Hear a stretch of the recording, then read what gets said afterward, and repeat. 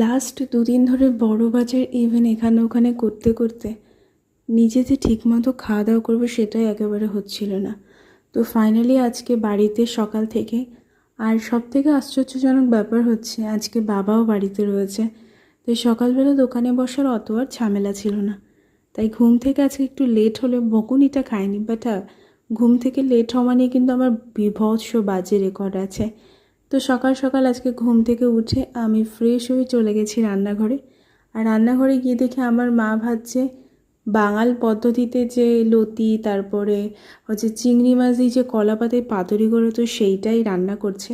আর আমার বাড়িতে জানো তো বরাবরই পাতায় ভাজা মাছ, ইভেন কচুর লতি, কচুর শাক, এইসব আমার বাড়ির লোক কিন্তু বেশ ভালোই বাসে খেতে। কিন্তু আমরা যে কজন ভাই বোন আছি আমরা অতটা পছন্দ করি না, কিন্তু কি আর করা যাবে।